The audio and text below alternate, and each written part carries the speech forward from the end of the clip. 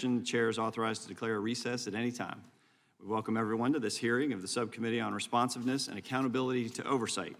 Begin by leading us in the pledge. Would everyone please rise? Flags in the back. I pledge allegiance to the flag of the United States of America and to the republic for which it stands, one nation under God, indivisible, with liberty and justice for all.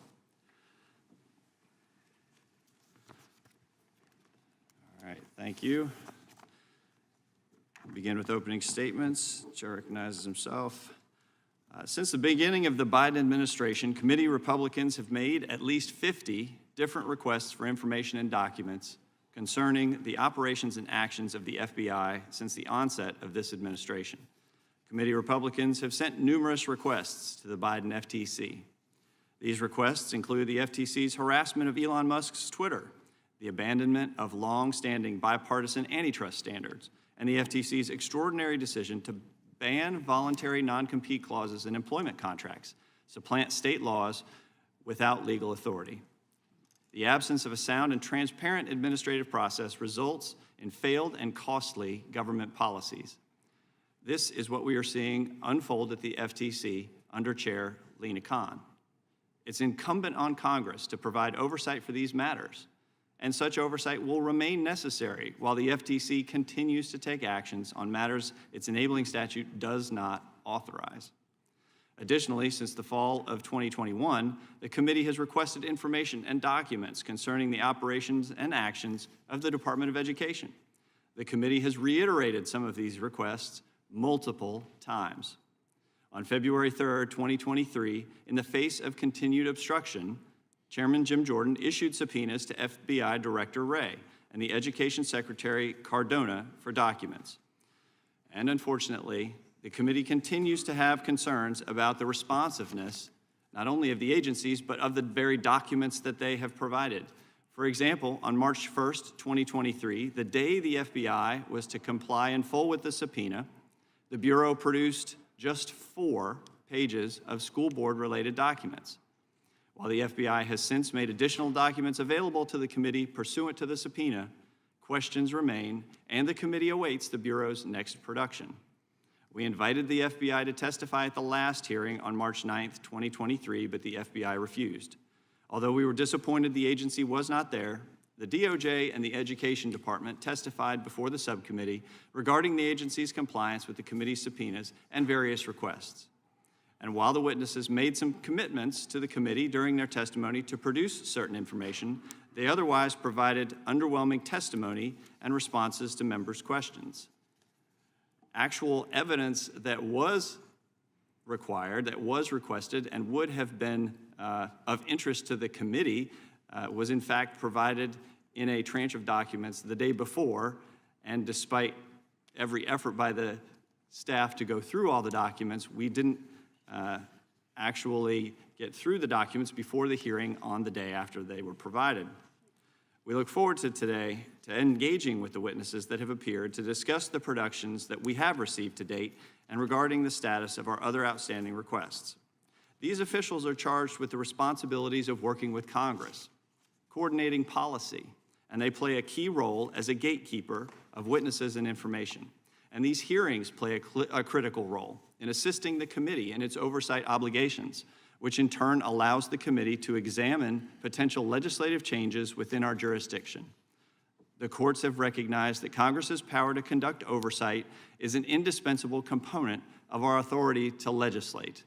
Without the information that the committee needs from the Biden administration, we cannot do our jobs. This committee, the Subcommittee on Commitment and Accountability to Oversight, which is not the actual weaponization committee, as much as the ranking member may claim that it seems to be, this committee will not allow delay and indifference to obstruct the legislative process. I look forward to hearing from our witnesses today how their respective agencies will comply with the requests made to them. And now I yield time to the ranking member, Mr. Swalwell, for 5 minutes. Well, here we are, another partners meeting of Insurrection LLC. That's what this is. This is the newly formed largest law firm in Washington, D.C. Only has one client, maybe a second client that we're going to learn about today, but that client is former President Donald Trump. Their job is to litigate every one of his petty grievances. Perhaps the next client is Elon Musk, and that's why FTC has been called here today. But Jim Jordan's obstruction of justice committees that he's overseeing have less credibility today than they did when we convened just 3 weeks ago. It's now 321 days since this subpoena was sent to Jim Jordan that he did not comply with. So it's comical that we are here today under Jim Jordan's leadership asking people why they don't want to comply with subpoenas. The guy won't comply with the one that was sent to him 321 days ago. Witness to a crime, the crime that has led to more arrests than any investigation in America. He's a witness being asked to do his patriotic duty and respond to a subpoena 321 days later, refuses. Also, since the last hearing of this committee to obstruct justice, Chairman Jordan is now interfering in an independent criminal prosecution. There's an investigation in Manhattan, also in Atlanta, also at the Department of Justice, into the former president. And Jim Jordan has sent a letter to the independently elected District Attorney Alvin Bragg of Manhattan. He is asking Alvin Bragg to commit a felony. Why is he asking Alvin Bragg to commit a felony? To help Donald Trump. Why is it a felony? Because if Alvin Bragg were to turn over what Jim Jordan is asking, Alvin Bragg would be violating New York law that says you cannot turn over grand jury proceedings. But that's what they're asking him to do. Again, the law doesn't matter if your client is Donald Trump. The other day, Jim Jordan was asked, well, what do you think of the former president who put out on Truth Social the other day essentially another call to action, a January 6th-like post, when the former president said this posting. Jim Jordan was presented with this post by the former president that calls for death and destruction. And Mr. Jordan said that he would need his glasses.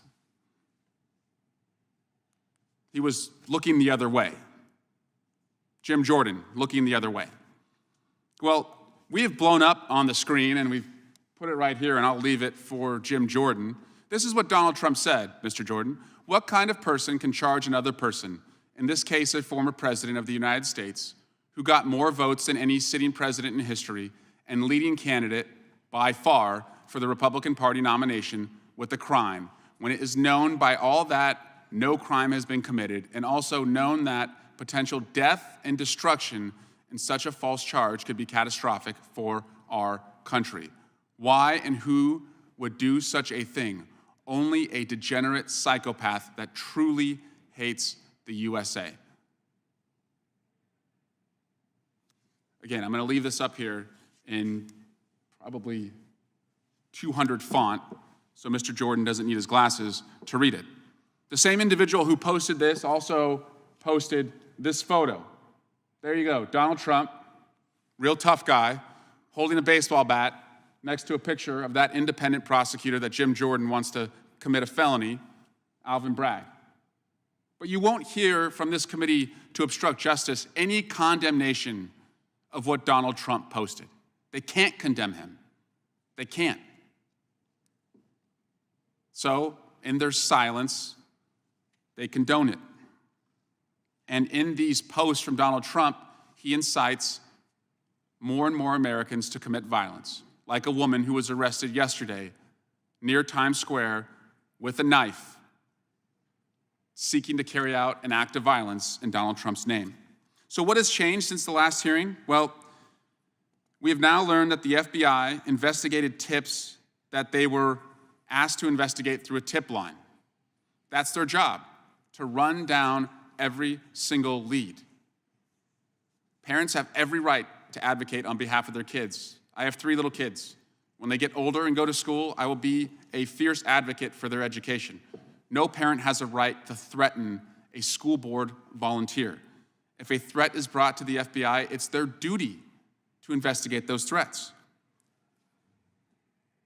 We have also learned from all the document production from DOJ and the FBI and the Department of Education that there is not one instance where the Department of Justice called any parent or a group of parents domestic terrorists, as has been claimed by Jim Jordan. We also learned at the last hearing that this isn't really about parents and kids at all. Mr. Van Drew spent almost all of his time wanting to go into the Mar-a-Lago search. Again, this is about one client and litigating his grievances. But it's also about a tweet that Jim Jordan posted back in the fall. Kanye, Elon, Trump. Now, after that tweet was posted, Kanye said he's going to declare DEFCON 3 on the Jews. The tweet stayed up for months. Everyone was like, hey guys, turns out your hero, Kanye West, hates the Jews. We all stand with Israel. Please take down the tweet. They didn't take down the tweet. They kept the tweet up. Day after day, Jewish community, they're hurting. They say, please don't put this tweet up. It stays up. So we can cross Kanye out, but it looks like we're here today for the other two, Elon and Trump.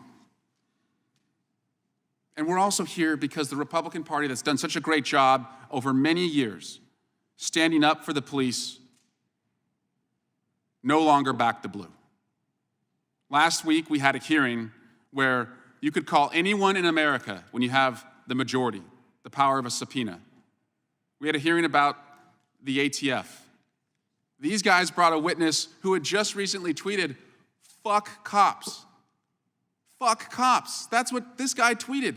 Anyone on earth could have come to that hearing, and they brought someone that said, "Fuck cops." Then one of their colleagues, this is what she's selling on her social media: defund the FBI. So we went from backing the blue to backing the coup. So we'll waste our time today on this exercise on behalf of Donald Trump and perhaps Elon Musk. But everyone on their side is going to have to go home this weekend to their constituents. And their constituents are going to ask them one question. 3 little babies died this week at a school in Nashville. No other committee in Congress has jurisdiction to do something about that except this committee. So you're on the Judiciary Committee. 3 kids are dead. They're going to be buried this week. What did you do about it? Did you show up to the Judiciary Committee and fight for those kids? Or did you show up and fight for Donald Trump? They showed up the first hearing after Nashville, and they're fighting for Donald Trump. And I yield back. Thank the gentleman. As I want to apologize to our witnesses, because you may wonder, did I wander into the wrong hearing? No, this is the subcommittee on commitment and accountability to oversight, not the weaponization committee, as much as my ranking member would like it. Mr. Chairman, point of order, unless you're going to give us a chance to respond You're to not your recognized. comments. We'll now introduce today's witnesses. The Honorable Christopher Dunham is the Acting Assistant Director for the Office of Congressional Affairs at the FBI. In that role, he leads the office that serves as the Bureau's primary liaison to Congress. Jean Bumpus is the Director of the Office of Congressional Relations at the Federal Trade Commission. Her office works with members of Congress and their staffs to provide information on the Commission's activities and advance the interests of the Commission in Congress. The Honorable Roberto Rodriguez. Mr. Rodriguez is the Assistant Secretary for the Office of Planning, Evaluation, and Policy Development at the Department of Education. His office advises the Secretary of Education on all matters relating to policy development, implementation, and review. We welcome our witnesses and thank them for appearing today. We'll begin by swearing you in. Would you please rise and raise your right hand? Do you swear or affirm under penalty of perjury that the testimony you're about to give is true and correct to the best of your knowledge, information, and belief, so help you God? All right. The record will reflect that the witnesses have answered in the affirmative, and thank you. You may be seated. Please know that your written testimony will be entered into the record in its entirety. Accordingly, we ask that you summarize your testimony in 5 minutes. Microphone in front of you has a clock and a series of lights. When the lights turn yellow, you should begin to conclude your remarks. When the light turns red, your time has expired. Mr. Dunham, you may begin. Good afternoon, Chairman Klein, Ranking Member Swalwell, and distinguished members of the subcommittee. I appreciate the opportunity to describe the FBI's efforts to respond to the committee's oversight requests in the 118th Congress. I'm the Acting Assistant Director of the FBI's Office of Congressional Affairs. I'm here voluntarily to answer your questions. Unlike others who may come before this subcommittee, I'm not a political appointee, nor am I an attorney. I've spent the entirety of my professional government life in civil service of the FBI's mission. I agreed to serve as Acting Assistant Director several months ago. In this role, I lead a team of agents and professional staff who are dedicated to working with Congress on all manner of legislative, policy, and oversight issues. As long as I serve in this role, I'm committed to working in good faith with all members of the subcommittee and the full Judiciary Committee. The FBI recognizes the important role of congressional oversight. We appreciate that oversight is a critical underpinning of the legislative process, and we recognize that it can shed valuable light on the FBI's operations and stewardship of taxpayer dollars. Since 2021, the FBI has testified at 32 congressional hearings and participated in hundreds of member and staff briefings. By virtue of the FBI's dual law enforcement and intelligence responsibilities, we work closely with 8 congressional oversight committees of jurisdiction, including both House and Senate committees who oversee the intelligence community, and committees like this one who oversee the Justice Department. In every instance, we strive to provide Congress with information to support its legislative needs without compromising our law enforcement and national security efforts, including our investigative and prosecutorial responsibilities. The FBI must also consider the privacy and safety interests implicated in revealing the identities of our dedicated line agents and personnel. With these considerations in mind, we're committed to working in good faith to accommodate the committee's oversight interests. We understand the purview of this subcommittee is to oversee the responsiveness of agencies to the full committee's oversight requests. In this Congress so far, the committee has identified well over 50 informational requests across nearly a dozen different topics, in addition to requests for 19 transcribed interviews. The FBI is complying with the committee's requests in good faith. Since January, the FBI has provided 10 responses on 9 separate topics, including substantive written responses that provide critical information and context. We've also produced nearly 1,000 pages of documents with more to come. In addition, we authorized the appearance of a former senior FBI official for a transcribed interview last month before the committee. Today, we remain engaged and are actively responding to your other requests, including working to supplement our initial productions on a rolling basis as we identify additional responsive documents. Committee staff recently indicated that the committee is prioritizing, in addition to today's hearing, the scheduling of transcribed witness interviews. That scheduling is underway, and the FBI is working with committee staff to provide multiple requested witnesses for transcribed interviews in the next few weeks. Finally, we look forward to continued engagement with the committee, especially to discuss additional ways to prioritize remaining requests in light of our available resources and the committee's interests.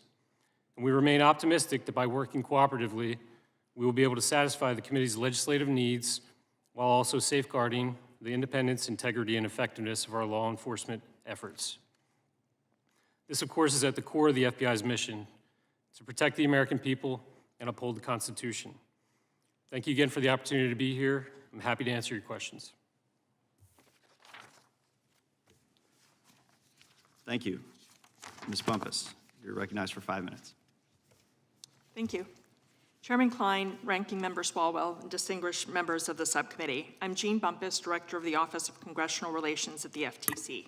I'm here to address the FTC's responses to requests from this committee. The FTC shares your view that congressional oversight is vital to a well-functioning democracy. The Commission is committed to cooperating with the committee's efforts to seek information consistent with our obligation to protect the agency's ongoing initiatives and law enforcement efforts.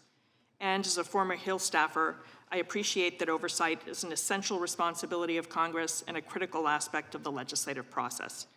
The FTC works regularly with members and committees to provide them with expert, thoughtful, and timely information, irrespective of party or position. My office connects congressional staff with commission officials and subject matter experts to provide technical assistance on proposed legislation, coordinates responses to congressional letters, assists with efforts aimed at helping your constituents avoid fraud, coordinates the provision of information and briefings about the FTC's work and operations, and shepherds nominees through the confirmation process. On February 14th, Chairman Jordan wrote to the FTC requesting documents and information related to the Commission's recent issuance of a notice of proposed rulemaking on non-compete clauses in employment contracts. And we began working to reply. On February 28th, the FTC sent a letter and an initial production of documents to the committee. In that letter, the FTC answered numerous questions and made clear that it is committed to responding to the committee's document requests in a timely manner. A week later, the FTC provided additional documents. To date, we have sent approximately 1,400 pages of responsive material to the committee. FTC staff continues to reach out to committee staff to keep them apprised of our efforts and discuss how best to provide additional responsive materials. In addition, on March 10th, the agency received a request from the committee for documents connected to Mr. Musk's purchase of Twitter and any FTC investigation of the company. The Commission provided an initial letter response on March 27th, and we followed up with the committee staff earlier this week.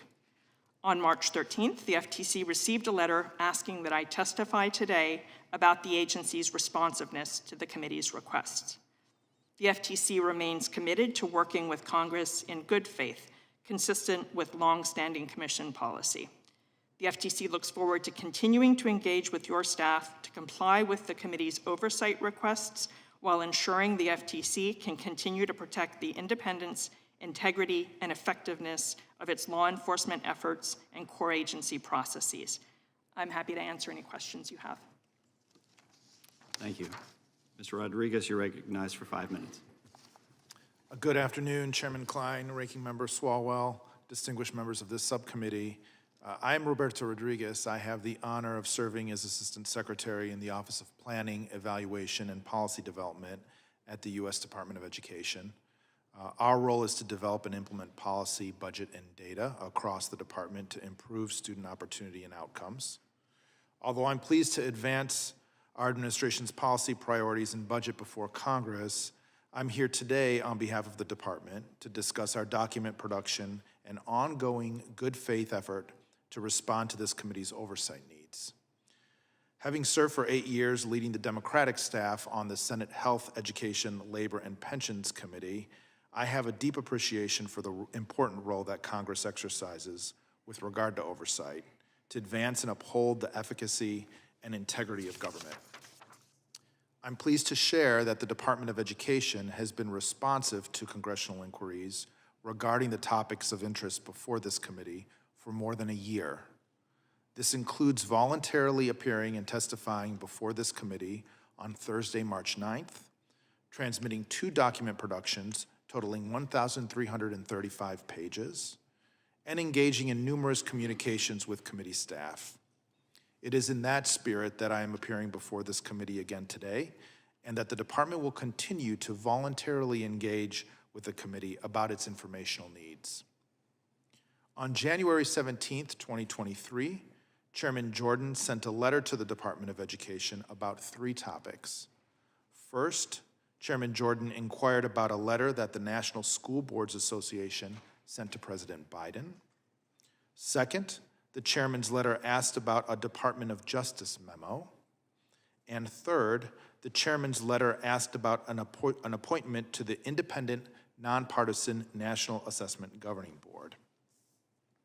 Immediately, the department began to engage in the standard accommodations process with the committee, resulting in our February 2nd response, expressing our readiness to work with the committee regarding its oversight requests.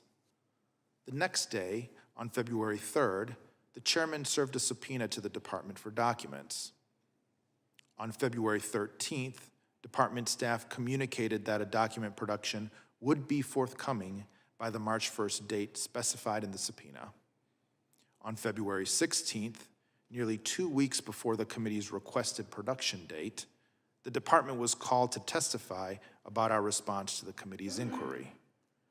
As promised on March 1st, the department transmitted more than 1,000 pages of responsive material to the committee. And on March 9th, Assistant Secretary Graham testified before this subcommittee regarding the department's response to the committee's requests. Just 4 days later, the committee again asked the department to return and testify regarding this inquiry, even while our staff were actively engaged and continuously providing further information to be responsive to the committee's requests. On March 24th, the department transmitted its second document production, consisting of 331 pages, and offered an opportunity for committee staff to view selected redactions in camera.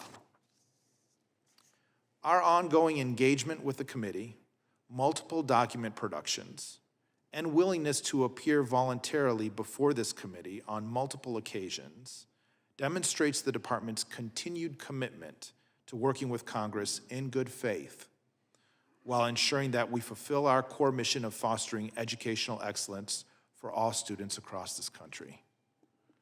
Carrying forth that mission is important today more than ever before, as our nation continues its recovery from the pandemic, supports students' academic success and well-being, and works with local and state educational agencies to tackle pressing challenges, such as the teaching shortage that's facing schools, classrooms, and communities across the nation. While my colleague, Assistant Secretary Graham, was unable to be here today, I'm pleased to appear before the committee and respond to your questions about this process. Thank you. Thank you, Mr. Rodriguez. We'll now proceed under the 5-minute rule with questions. I anticipate we'll have 2 rounds of questions today.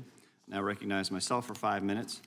I'm going to take a moment to address some of the comments of the ranking member. You know, the chairman of this committee, this is not the January 6th committee. This is not the weaponization committee. This is about compliance. And as much as we want to have cooperation from the witnesses, compliance is what we're after. So at the end of the day, we want to see the documents. Now, as to the allegations made by the ranking member, the chairman, Mr. Jordan, never said that he wouldn't testify before the January 6th commission. I noted that you put up a letter. The letter actually was in response to a letter from Chairman Jordan about testifying. He said this multiple times in interviews. And the January 6th committee stopped negotiating with Mr. Jordan about potential testimony. Every time the January 6th committee asked Mr. Jordan to testify, he responded. December 22nd, he responded January 9th. May 12th, they asked. May 25th, he responded. May 31st, they respond, renewing their subpoena. June 9th, Mr. Jordan sent another letter, and no response after the last letter from Mr. Jordan. So the chairman was very responsive. Will the gentleman yield to I will not. answer whether It's he my actually time. testified? It's my time. Okay. Did he testify? It's my time. Freedom of speech is among the most important rights guaranteed to every American. Elon Musk's acquisition of Twitter last year served to revitalize this fundamental freedom in the digital age. Now, in the wake of this acquisition, the FTC engaged in an aggressive campaign to harass Twitter and deluge it with demands about its personnel decisions in each of the company's departments, every internal communication relating to Elon Musk, and even Twitter's interactions with journalists. These demands have no basis in the FTC's statutory mission and appear to be the result of partisan pressure to target Twitter and silence Musk. The FTC is currently imposed some demands on Twitter that had no rational basis in user privacy. There was no logical reason, for example, why the FTC needed to know the identities of journalists engaging with Twitter. There was no logical reason why the FTC, on the basis of user privacy, needed to analyze all of Twitter's personnel decisions. And there was no logical reason why the FTC needed every single internal Twitter communication about Elon Musk. The strong inference from these facts is that Twitter's rediscovered focus on free speech is being met with politically motivated attempts to thwart Elon Musk's goals.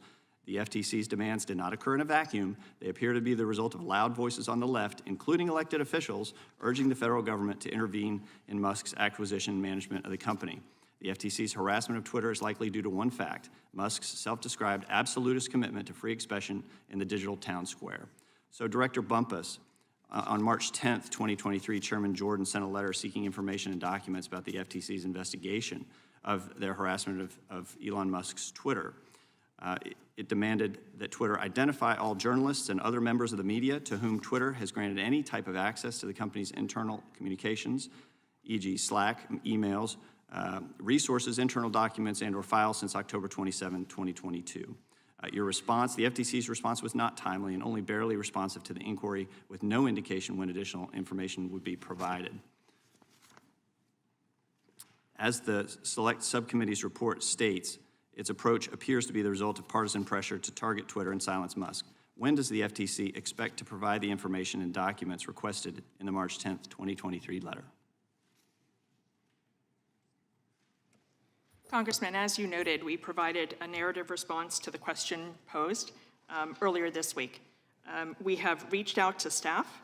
We would like to be responsive, and we look forward to connecting soon with the committee to talk about next steps. It's well over 2 weeks since the FTC received Chairman Jordan's inquiry, and the FTC barely responded on substance to the inquiry. Can you tell me what accounted for the delay? Congressman, we want to be responsive to your request. The Commission, while I cannot talk about non-public investigations, has confirmed that it is investigating compliance by Twitter with a consent order related to data security and privacy. And we look forward to continuing to engage with this committee to get you responsive documents. All right, we asked you to testify today, and you initially responded that you would not and requested that the executive director testify. But can you tell me, are there topics or subjects about which you've been instructed or encouraged not to testify? And if so, what topics and who gave those instructions? Not at all, Mr. Chairman. I've not been instructed not to testify about anything. All right. Well, through the Twitter files, Americans are learning more about one of the most significant threats to civil liberties in the modern era. The executive branch's suppression of free speech is a real peril to our republic. And given the gravity of the situation, it was my hope that the FTC would provide the information necessary for this matter. I now yield to the ranking member for 5 minutes. Thank you. And Chairman, what's interesting to me is that this hearing is about transparency. And my staff has told me that there are multiple documents that you have allowed my staff to look at in camera, meaning they can go look at them, but they cannot have them, documents that you've been given related to an FTC inquiry. My ask is just that you turn those over to us. It sounds like we are asking you to do what you think these witnesses are not doing. So again, just in the spirit of transparency, we would like those documents. Mr. Dunham. I'll take it under advisement. Thank you, Mr. Chairman. Mr. Dunham, following the subpoena you received from the Judiciary Committee Republicans, you offered to meet and confer with them on multiple occasions. Is that right? We met with the committee in early January on the initial forming of the committee in the new Congress, and then we've had several engagements or outreach since the subpoena. And what would happen if you violated a subpoena and just didn't show up? I'm not sure what the consequences would be for me, but we're actively engaged with the committee and intend to do so going forward as well. Great. Well, thank you for doing what Jim Jordan wasn't willing to do and show up and be responsive. Your good faith effort did not end there, though. In fact, you also offered to work with them to prioritize their document requests. Is that right? When we received Chairman Jordan's letter on January 17th, we also had a meeting previously scheduled that afternoon with committee staff, more as a meet and greet to kind of talk about the 118th Congress and discuss the topics of interest to the committee to determine what was the primary focus of their interest. And in addition to that meeting, you allowed them to come in person and review non-public documents. Is that correct? In response to the subpoena, we provided in-camera review of Guardian documents related to the EDU official tags, which was a substantive production at the core of the subpoena's request. And these guys viewed those documents? The documents were reviewed by both majority and minority staff. And after viewing the documents, and do those documents, by the way, include what we call law enforcement sensitive information? The documents themselves are law enforcement sensitive. They're law enforcement files. They're tips that we receive from the public and the actions associated with those tips. So yes. What's the difference between something you call law enforcement sensitive and something that you could put on the front page of the Washington Post? Something that's purely unclassified versus something that has a law enforcement caveat that is necessary to protect potential investigative equities, witness information, subject information, anything related to sources, methods, techniques, that type of thing. And after Jim Jordan's team viewed the documents, are you aware of a report that Jim Jordan drafted related to their inquiry? I'm aware. And in that report, was it a public report? I believe it was a public report. And in that report, did you see any law enforcement sensitive information? I'm not aware of what information was in the report. I haven't studied it closely enough to determine whether there's law enforcement sensitive information there, but that's something I can certainly get back to you on. Okay, I'll go back to you with some pieces that we saw that were included in there that would qualify as an unlawful disclosure. Ms. Bumpus, thank you again for also doing something that Jim Jordan would not do and responding to a subpoena. Is it true that you've worked for multiple prior chairs that were Republican and Democratic and even worked for John McCain when you worked on the Hill? Sorry, yes, Congressman. I did work for John McCain on the Hill prior to coming to the FTC in 2006, and I've worked for 8 chairmen as Director of Congressional Relations for Democrats and for Republicans. And while you were responsive to the inquiries of the chairman, is it true that you cannot provide information about ongoing or potential investigations? That is correct. Under the rules of the commission, we cannot disclose non-public information without a vote of the commission. So would you be committing a crime if you did what Jim Jordan is asking you to do? I cannot speak today about non-public information or about ongoing investigations. Thank you. I yield back. The gentleman from New Jersey is recognized for 5 minutes. Thank you, Mr. Chairman. I hate to waste time, but I have to start out because this falls under the policy. If you say things over and over and over and over again, people will start to believe them. Let's hear the truth. Let's know what the truth is. Mr. Jordan, our chairman, told CBS News on January 13th, 2022, that I never said no. He never said no before to testify before the January 6th committee. And here's a direct quote. And we have it, and I'd like to enter this into the record, Chairman, this direct quote.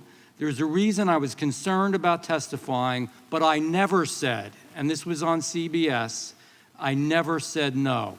And that was to Major Garrett. I'd like to enter that. Thank you.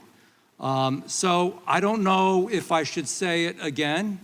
Would that make everybody believe it more? Because Mr. Swallow thinks that by saying it over and over and over and over and over again, I put a lot of overs in there, Eric, just like you do when you speak, you know, or by using the F word when we really didn't need it in the testimony and the hearing. We could have done that in quite a more gentle way. But it's sensational. It's sensational. And certainly, Mr. Swalwell, this hearing's not about you. I know it's been made about you to some degree, but you're a sensational guy, and you've been involved in an awful lot of things that are pretty amazing and questionable, but we're not here to discuss them today because that would be exciting testimony. We're here to discuss, number one, Jim Jordan, if you want to keep bringing it up, and January 6th. And by the way, I wouldn't blame him that he doesn't want to testify, but he said he would, because the January 6th committee wasn't bipartisan. It wasn't formulated right. It didn't have any real members on there that were appointed by the minority leader at that time or anybody from really any substance of the Republican Party. The bottom line was it wasn't a real committee. It didn't tell the truth. It didn't do the right thing. Now, do you want me to say that over again? It wasn't the right committee. It didn't do the right thing. It didn't tell the truth. Do you want me to say it over again? It wasn't a good committee. It didn't do the right thing, and it didn't tell the truth. One more time. One more time? It didn't tell the truth, okay? So I can repeat things a lot too, and it wastes time. But you know, you never let the truth get in the way of a good story. And Mr. Swalwell, I'll say this. I don't know if you've ever seen the show Seinfeld. Jerry Seinfeld, remember that show? Some of us are old enough to remember it, and some of us just like it. And they asked George one time, because he was going to tell a big, fat, whopping lie. And he said, well, the truth is the truth if you believe it's the truth, even if it's a lie. Mr. Swalwell, I believe that's the deal in what you're doing here, and I'm sorry, but sorry to have to say it to you, but that's what I think. Mr. Dunham, thank you for coming in today. Can I ask why the FBI wasn't present at our previous hearing? Yeah, thank you, Congressman. First, I'll be remiss if I didn't mention I was born in Carneys Point. I got a lot of family in South Jersey God that bless are your you. constituents. So Salem County. Beautiful territory down there. I love it. I was with the director. He was testifying before the House Permanent Select Committee on Intelligence for the annual threat assessment hearing. I had conversation with the staff in advance of your March 9th hearing. Please excuse me, I don't mean to be rude. Why didn't they just show up? Isn't it so much easier? It's, you know, like everything else. Why not just give us the documents? Why not just show up? You know something's wrong. Intuitively, something's wrong. And you know, again, Mr. Swalwell asked, what are the American people? They know something's wrong. Over 60% of them know that it's not right. I love the FBI. I want to trust the FBI. And I don't understand some of the things that are going on now. And I don't understand why he wouldn't be here at this meeting. He should have been. I appreciate the flexibility of the committee allowing me to come at a later date, and I'm here today to answer your questions. Thank you for doing that. You know, and by the way, you know what I'm going to do? And I know it's going to aggravate them a lot. I'm going to talk about Mar-a-Lago again. Everybody ready? Because we can say over and over and over again, it doesn't matter. It has nothing to do whether you like Donald Trump or not. You know why it matters? It matters because dozens of FBI agents descended upon Mar-a-Lago where there was a former sitting president who had Secret Service around him.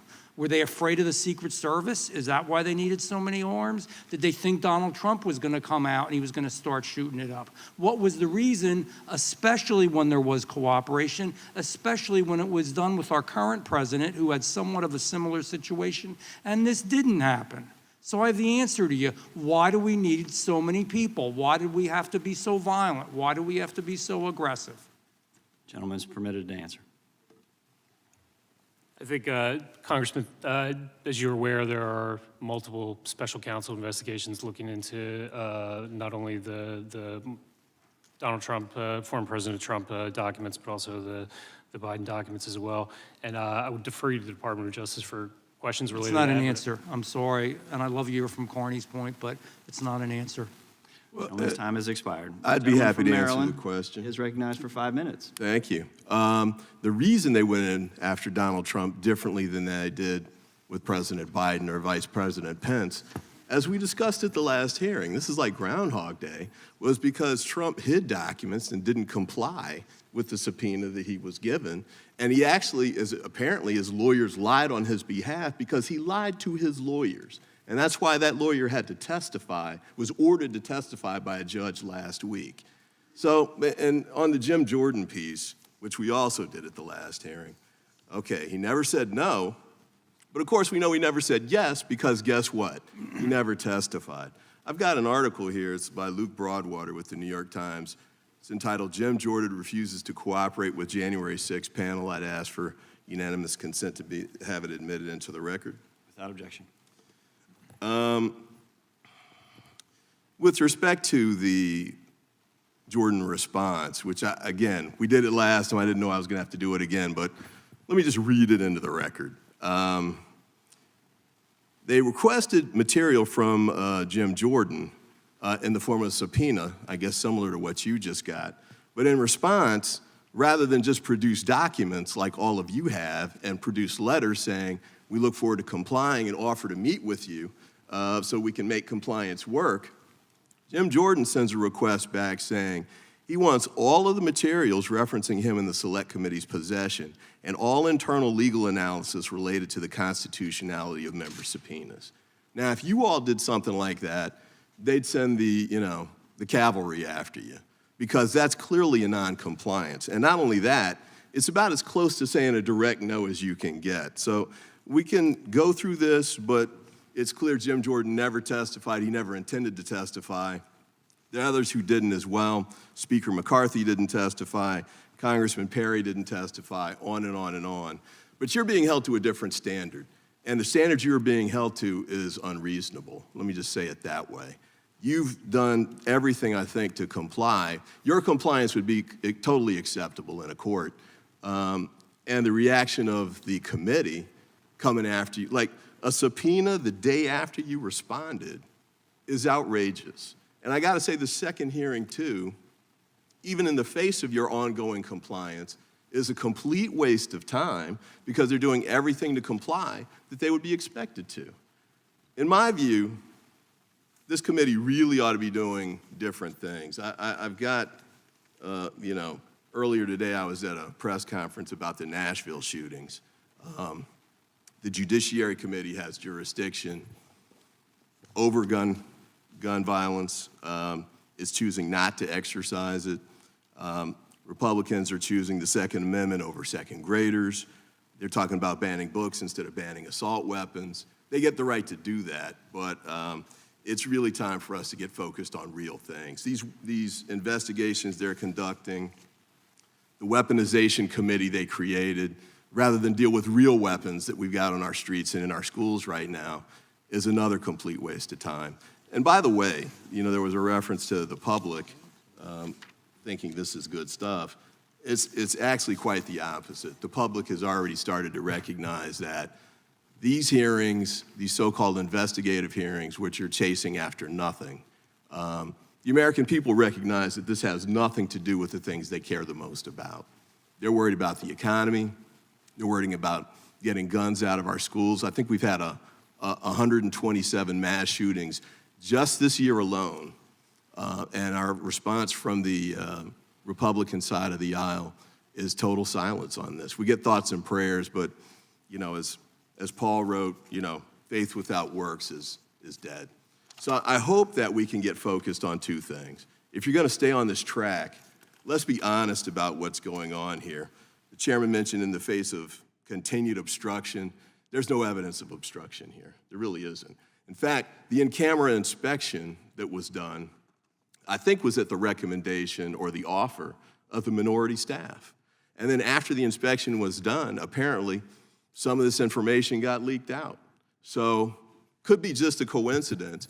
But I gotta say, next time this committee comes and says we wanna see what you redacted, that's gotta be in the minds, and appropriately, of these people who run the departments, especially when they're dealing with sensitive information, and whether it's ongoing investigations, sources and methods, or whatever.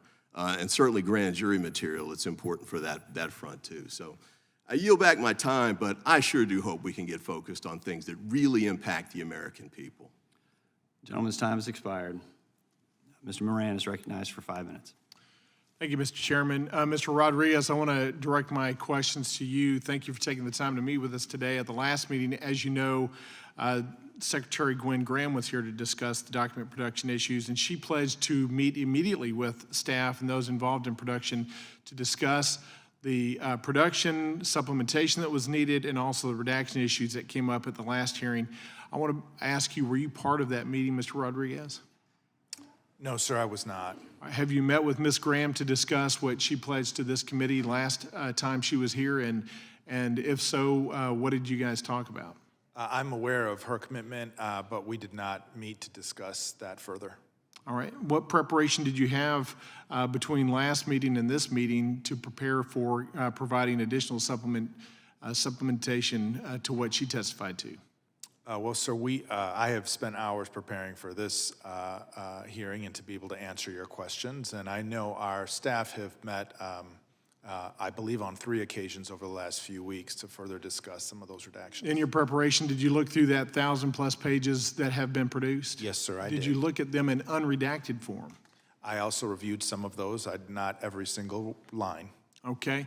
Let me show you what was just handed to you. I'm going to reference it. It's a list of 26 different documents by Bates number, starting with number 1, base number HJC 118, 16, all the way down to number 26, HJC-118, 850. It's a series of 26 sets of documents that this committee has prioritized and asked you to produce, at least in camera, without waiving the ability to see them in full and unredacted form for the committee itself. The committee staff is asked to look at these in unredacted form in camera. Only 2 of them have been offered to be put up to do so. Do you know why it's only 2 and not all 26? Sir, I do know that we are continuing our work to provide additional documents for the committee's review. I believe there will be a third package as well of documents. Is that third package going to be unredacted copies of any of these 26 that's referenced on this page? I cannot speak to the particular planned redactions or lack thereof for this next package. I do know that there are the 2 first and second document that have been prioritized per discussions with this committee to be made available on camera. Are you able to testify about why any of these documents on this list of 26 has been actually redacted? Well, I can speak, sir, to the process of redaction, which is consistent with longstanding process at the U.S. Department of Education across the course of multiple administrations and with executive branch confidentiality interests. And so those redactions may be based on deliberative process, attorney-client privilege, personal information. I can say that many of those documents contained internal confidential communication. But the department remains ready to... Let me stop you there. Can you be more specific when you say internal confidential information? What do you mean by that, other than personal information or attorney-client privilege or the deliberative process privilege? Sir, I mean those 3 things. Okay. Sorry. So is it your testimony that some of these documents on this 26 actually contain attorney-client privilege? Again, I can't speak to this list of 26 documents, only to the first delivery of the package, and to say that we remain ready and will continue to meet with this committee to provide further information in response to specific interests. So who relative can, to those I'd like to redactions. know who can actually tell me which privilege that you're asserting applies to which document? That would be a process to continue in the conversations with this committee, right? I know our staffs have I get that, but you're not answering my question. Who is it that we can sit at this table to ask that question as to why these documents are being redacted and why this committee staff is not being able to see them in camera? I'm happy to take that question back, sir. When can you give me an answer about that? I will take that back and commit to getting back to this committee after this hearing. And you're going to be able to give me a specific name of a person that can tell me the specific reason why each of those documents is redacted. Is that what I hear you saying? I'm happy to take your request back and to continue and to commit to our department continuing to work with this committee on a case-by-case basis relative to specific redactions that the committee is interested in seeing. You've mentioned a lot about, or you mentioned some about the deliberative process privilege. Are you able to tell me what the common law elements are to assert that privilege? No, I'm not able to speak to those technical questions today. I can take those questions back for further discussion. Well, just for information, it's got to be pre-decisional and it's got to be deliberative. Those communications must meet those 2 substantive elements. If it doesn't meet those 2 elements, it doesn't qualify for that privilege. Now, there is some argument to say that privilege doesn't apply at all, but assuming it does, even at all, it's got to meet those 2 requirements. And I would urge you and your colleagues to go back and look at each of these documents to make sure that you can, in good faith, say it does in fact. Because we're going to get to the bottom of these at some point, and we're going to come back to the testimony you're giving in this hearing today, and we're going to understand whether or not that privilege is being asserted correctly or not. And in fact, it hasn't been officially asserted, I'll just tell you. It hasn't been asserted at all, except in the committee room, which is not the appropriate place. It must be in writing, and must be done before the subpoena deadline was to be responded to. So I yield back. Thank you. Gentleman can respond if he wishes. Well, let me just put it this way. I think the long and short of what the gentleman said was the more we get, the less likely you're coming back. But the less we get, the more likely we're going to see you again. The gentlelady, Ms. Lee, is recognized. Thank you, Mr. Chairman. And Director Dunham, I would like to direct my questions to you. On January 13th, 2023, the FBI's Richmond Field Office published an official document that linked radically or ethnically motivated violent extremists with what the FBI referred to as radical traditionalist Catholics.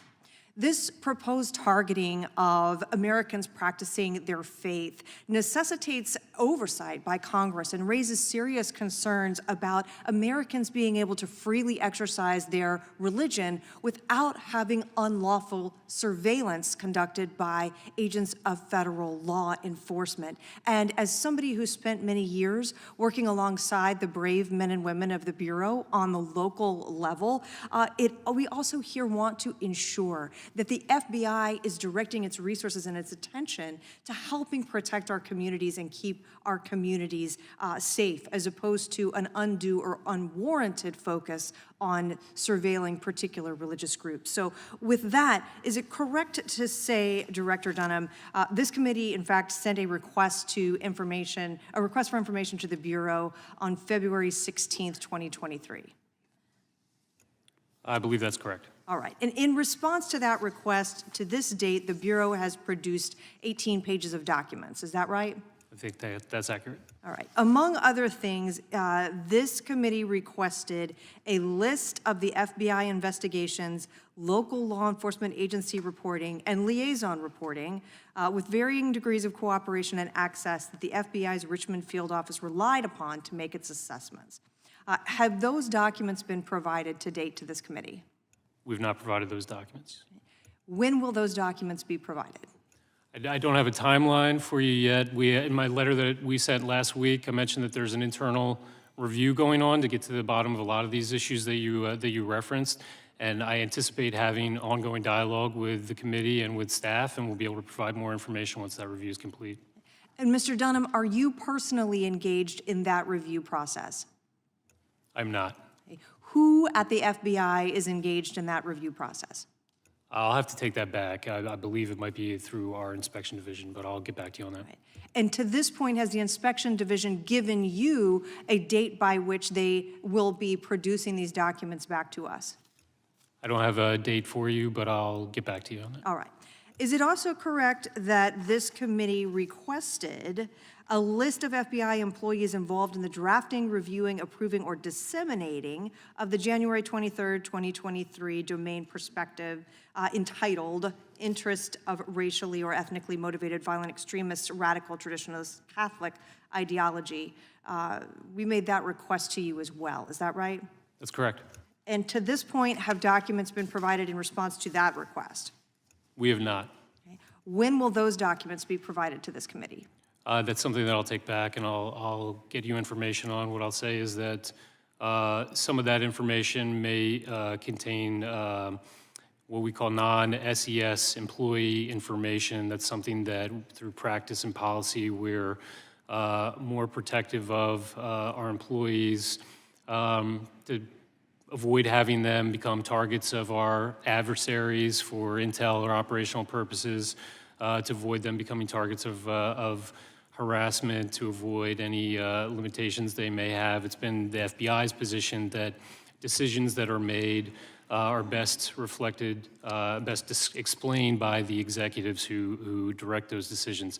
I And anticipate certainly having. the FBI is capable of distinguishing between particular sensitive information it feels it needs to protect and that information which is something that is appropriate and necessary for us to engage in oversight, correct? Agree with that. And there are also multiple methods for producing and providing information to us that we've heard about, even during the course of this hearing, that could achieve both objectives of protecting the necessary identification information for agents who are out working in the field, but also ensure that as members of Congress, we have access to these vital documents to conduct our oversight, correct? Correct. All right. Now, the Bureau's interest in this potential threat appeared to be increasing as there was an upcoming election. Can you elucidate for us why it would be that this particular subject was something that became of interest to the FBI as an election was approaching? I'm not a subject matter expert on this topic. I don't have any inside information on the product. I think the Attorney General and the Director have been clear in their testimony when asked about this, that the product did not meet the FBI's exacting standards, and it was unacceptable, and that's why we're looking into how it came to be. All right. Thank you, Director Dunham. Mr. Chairman, I yield back. I thank the gentlelady. We'll start round two. I want to start by Just for the record, noting in response to some of the ranking members' allegations about sensitive material being made public, that the information that he alleges was improperly made public was actually provided by a whistleblower, and that information was made public legally and under a May 11th letter and a November 4th report. Will you give us the whistleblower notes? I'll take that under advisement. Let me go back to Ms. Bumpus. Ms. Bumpus, it's been well over a month since the committee's oversight letter about the FTC's rulemaking on non-compete clauses was sent, and explained in that letter the FTC lacks legal authority to promulgate this rule and is also running roughshod on federalism in a well-established area of state law. On February 28th, the FTC provided a written response and only 43 pages of notifications that schedule a variety of meetings. On March 7th, over 3 weeks ago, the FTC made a production of around 1,400 more pages of materials, but of that production, only about 100 pages were not already publicly available. And none of them have provided any insight as to the internal discussions that have led to this radical proposed rule. Understand that the FTC has said they'll produce materials on a rolling basis, but it's been more than a month since the FTC received this oversight letter and 22 days since the last production. When does the FTC expect to complete its production of responsive documents? Thank you, Mr. Chairman. I can't tell you when we expect to complete it. I can tell you that we're continuing to work on it, and we expect to make another production in April. We've reached out to your staff, and we hope to engage with them to learn more about your priorities. Well, it's well known that the FTC frequently seeks extensive information from private parties that it investigates. When those parties fail to produce what's required for the FTC to conduct its investigation, the FTC also seeks sanctions. In the FTC's response to this inquiry, most of what it's provided is already publicly available or otherwise incomplete. I find it quite remarkable and inconceivable that the FTC would tolerate such a production from parties under its own investigation. What should the committee take from the FTC's paltry production to date on this important matter? I hope the committee takes that we respect your oversight authority and that we'd like to be responsive, and we will look forward to continuing to work with you to get there.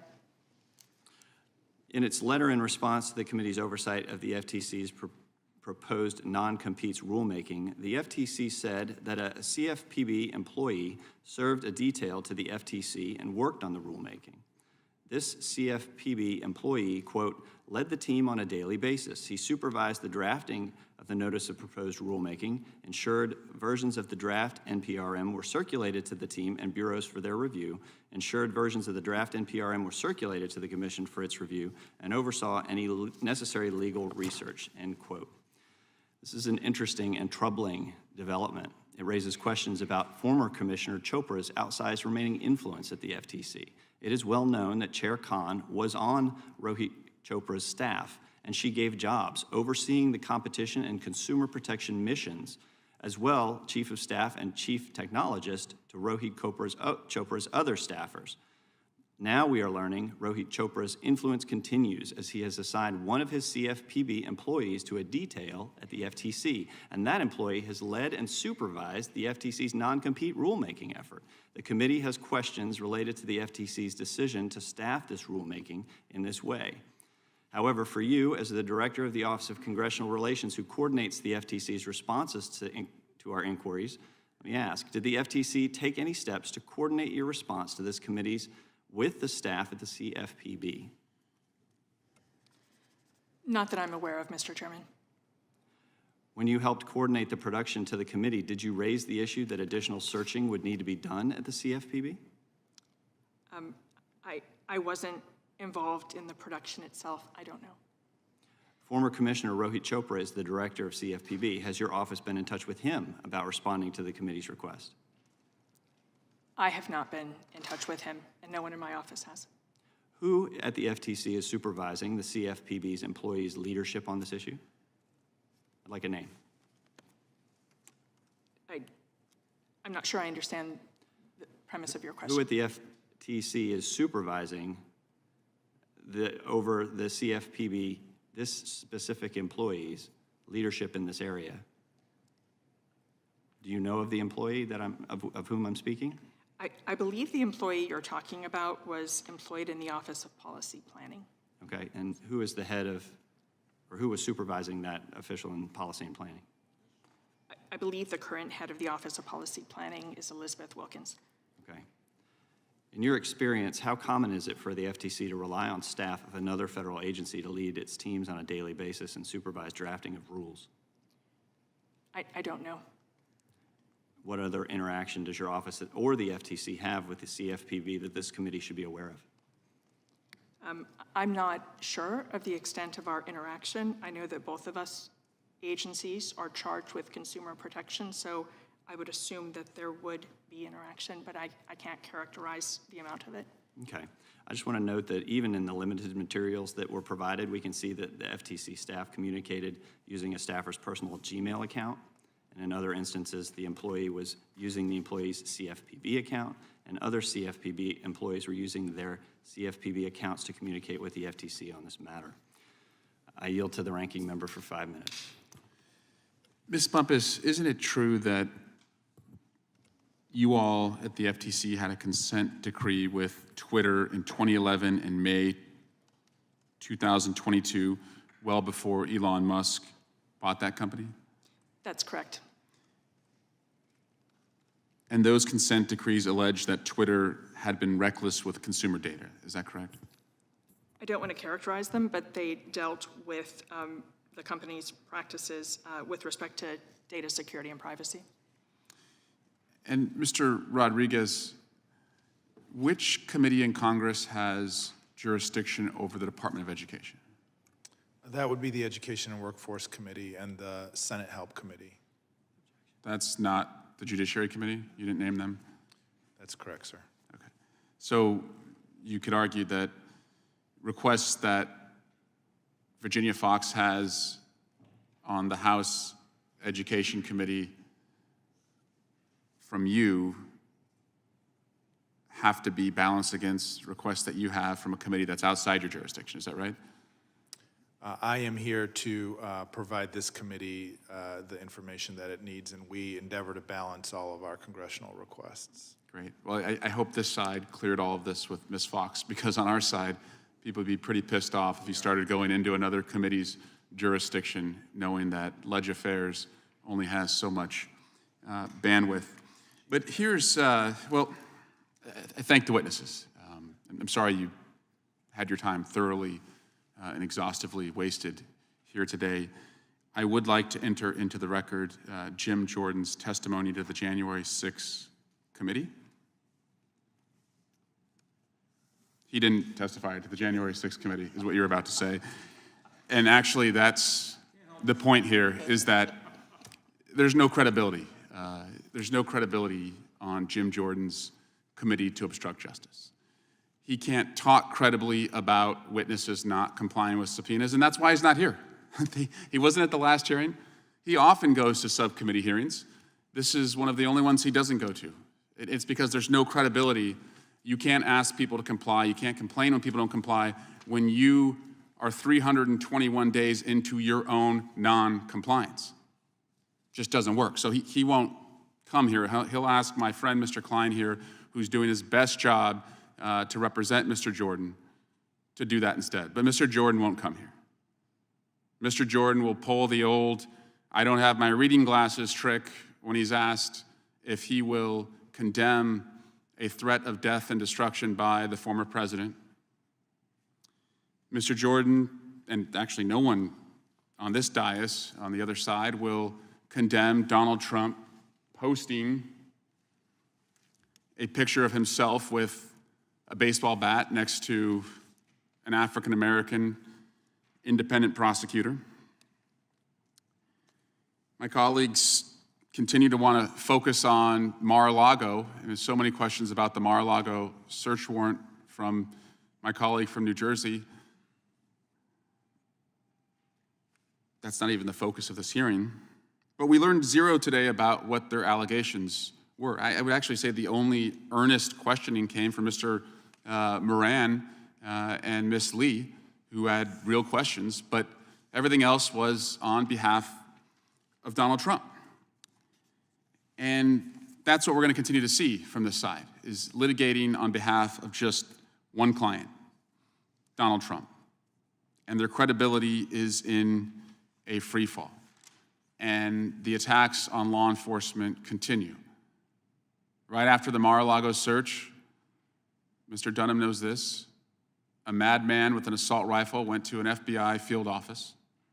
Thankfully, he was killed by brave agents at the Bureau.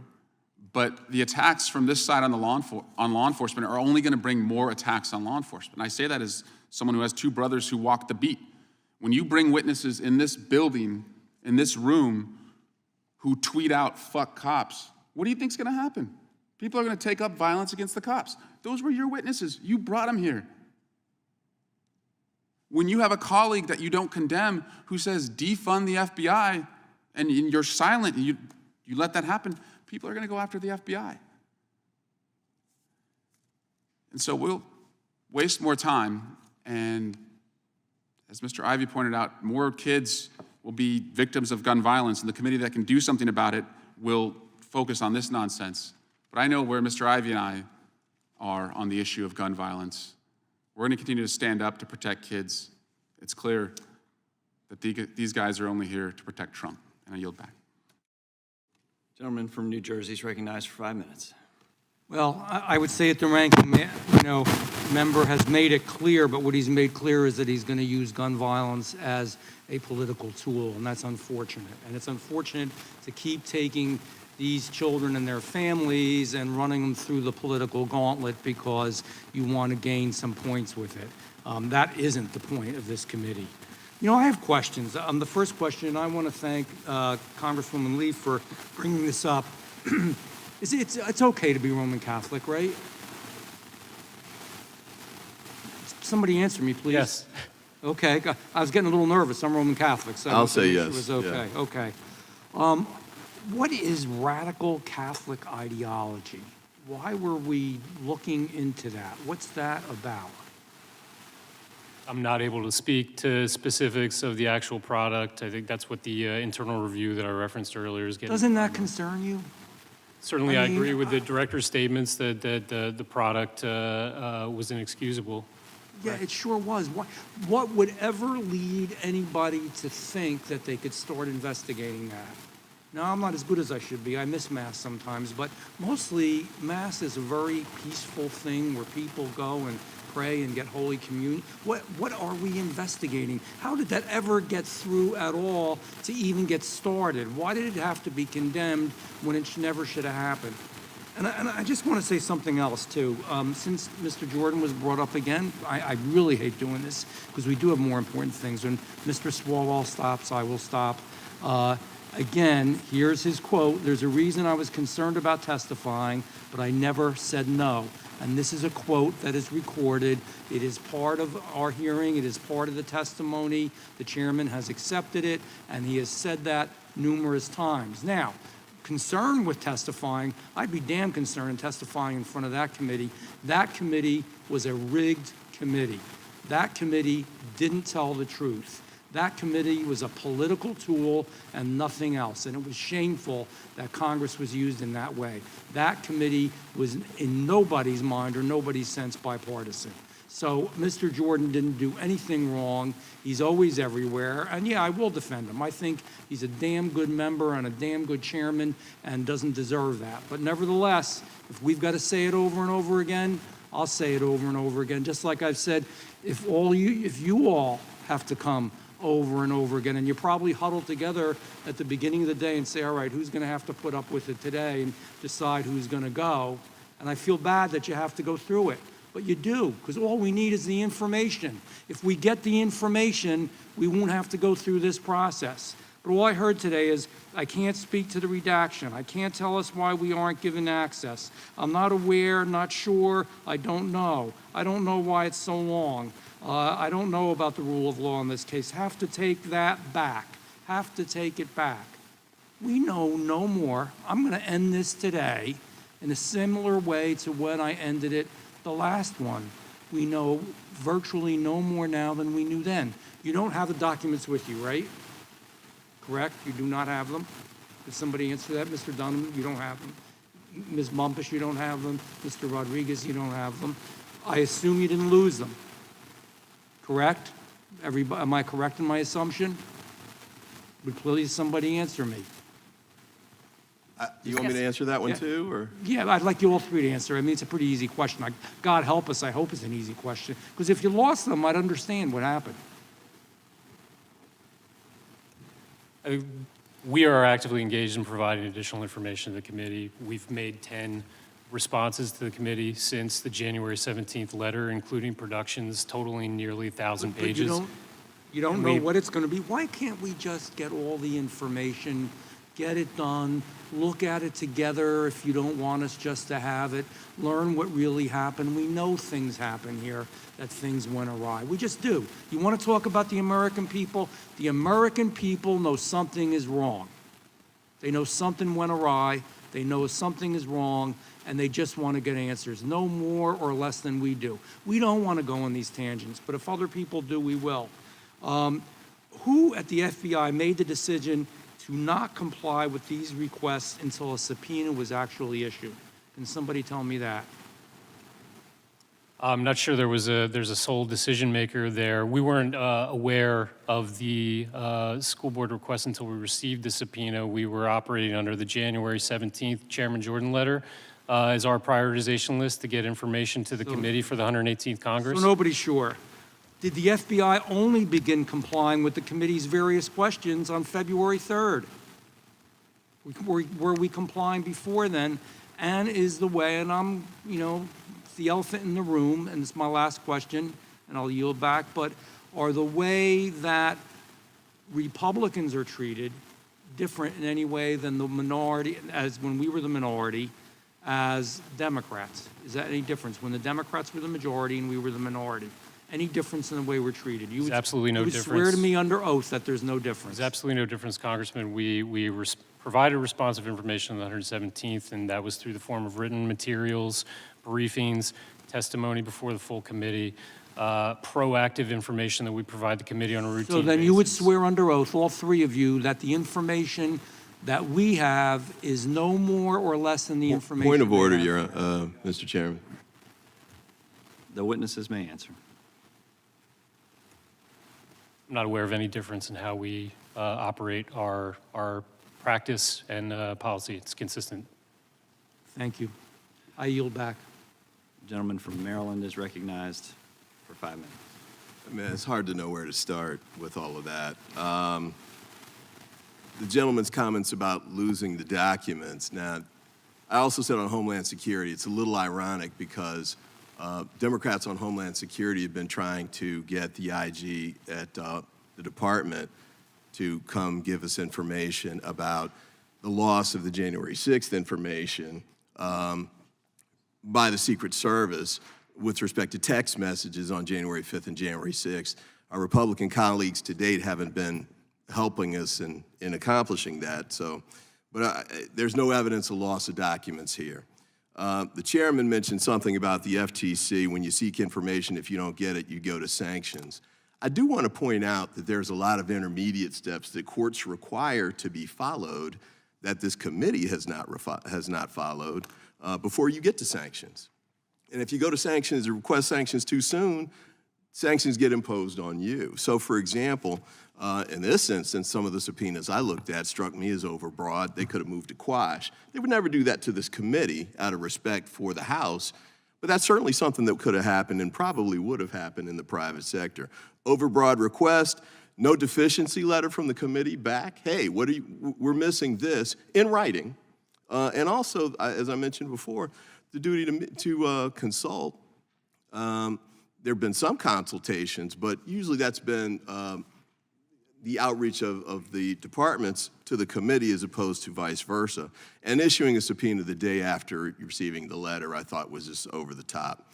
The comment about, on a separate topic, mentioning gun violence means, quote, these children and their families are being dragged through this again, was particularly striking. Just last week, we sat in this hearing room with families of gun violence survivors, listening to a hearing. They were trying to This is the bill that was going to overturn the ATF restrictions on the shoulder straps.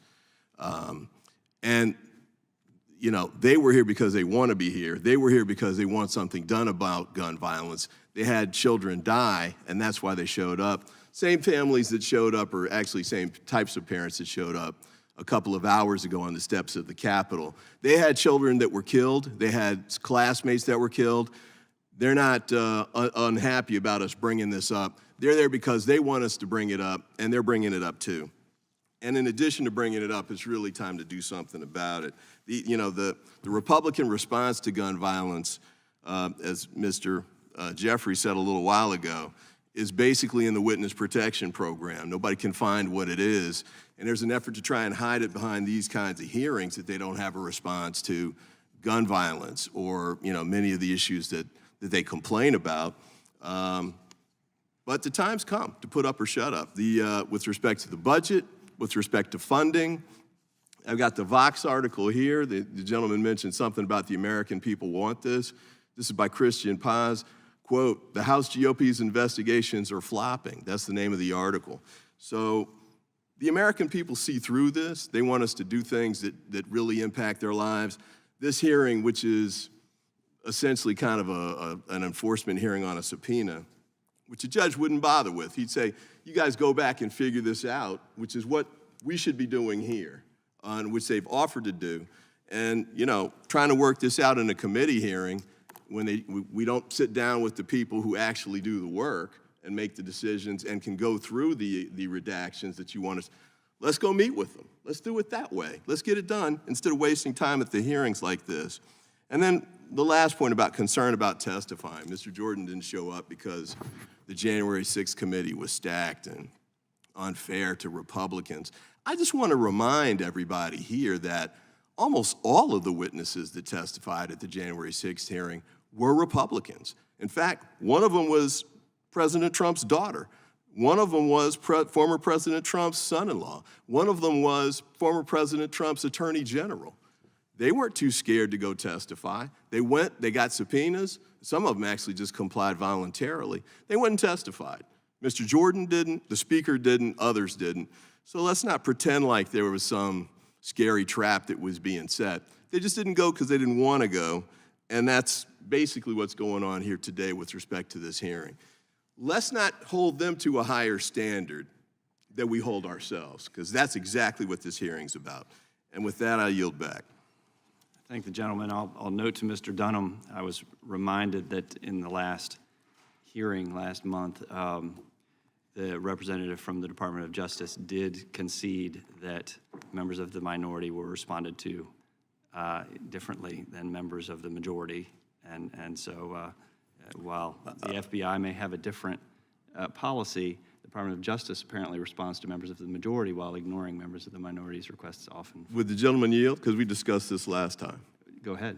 Okay. Well, the majority, under our committee rules, has authority to get responses that the minority does not. Now, if you were agreeing today that we can get that same authority, I appreciate it. We'd love to have that, not just with respect to this hearing, but other hearings that we want to go forward with, like the one I just mentioned. You just made my point. There's a different treatment for the majority and the minority, but I just wanted to caution before, as he answers the question. The gentleman from Texas is recognized for 5 minutes. These were the rules that you all proposed and you voted in. Very well. Thank you, Mr. Chairman. First, I would ask procedurally that the list of 26 priority documents that I handed, or that was handed to Mr. Rodriguez during my first round of questions, be admitted into the record. Mr. Ivey just said a judge wouldn't bother with this. Just want to make a little comment about that. I was a judge, and I would tell you I would have bothered with this, because if it was brought to me, I didn't like it when parties played shell games with discovery in lawsuits, and I frankly wouldn't put up with it. And I would make parties produce relevant documents that they needed to in a lawsuit. Mr. Swalwell also called this hearing a waste of time. Ms. Bumpus, I want to ask you, do you think it's a waste of time for this committee to seek information on behalf of the U.S. taxpayers that they deem relevant through their duly elected representatives in Congress? No, I don't. All right, Ms. Bumpus, thank you for that. I appreciate that answer, because I don't think it's a waste of time either. I think it's exactly what we should be doing. Did you discuss with Chairman Jordan and Senator Cruz's Did you discuss Chairman Jordan and Senator Cruz's March 10th letter with Chair Khan? No, I did not. Did you discuss the letter with Chair Khan's Chief of Staff or any of her other direct reports? I believe I did engage with her Chief of Staff. Okay, only her Chief of Staff? I'm sorry, I think I did speak to Chair Khan briefly when we received the letter as well. And what was the nature of those discussions? To inform them that we had received the letter. And that was all the discussion was? That was the essence of the discussion. And then did you follow up with Chair Khan's Chief of Staff? I think the process when we receive requests for non-public information under the Commission's rule is to refer the request to the Office of General Counsel. Those requests are then sent to relevant offices and bureaus around the Commission, depending on the nature of what's being asked for a response. As it relates to the nature of what's being asked for in the March 10th letter, who would be responsible for collecting the documents in response to the March 10th letter? I think we have staff throughout the Commission who may have those records who are working on the response. Can you identify any of those staff? Not at this time, no. Can you identify a supervisor or somebody over those staff that we could go to figure out exactly who's going to respond to the March 10th letter? I believe it would be the Bureau of Consumer Protection. Do you know if any of the documents have been collected to date in response to that March 10th letter? I don't know. Do you know who would know that? I don't know. I'm happy to get back to you on that. Do you know whether or not any text messages have been collected in response to the March 10th letter request? I don't know. Again, would you know who would know that? I am happy to get back to you on that. All right, can you get back to me this week? I'm happy to inquire. All right. Has anybody told you or not to produce any specific documents to the committee that are responsive to the March 10th letter? Not at all. The committee has not refused to produce any documents. Are you aware of anyone being told not to produce specific documents that are responsive to the March 10th letter? Not at all. Does the FTC ever brief Congress on non-public investigations? Yes, we do. Why would this investigation be any different? I believe that providing non-public briefings, which we do at the request of chairman and subcommittee chairman of relevant committees, is often the fastest way to inform those committees, and we have engaged in that practice for many years and continue to do that. I assume then that the FTC also briefs the White House on non-public investigations. Is that true as well? Not that I'm aware of, no. One of the requests in the March 10 letter is for communications with the White House related to Mr. Musk. Do you know why none of these documents have been produced to date? I'm not. Do you know who would be aware of why those haven't been produced to date? I don't know whether they exist, and I don't. So can you tell me anybody at all, specifically by name, that's involved in responding to the March 10th letter?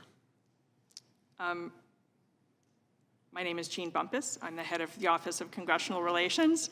I coordinate communications between the agency and the committee.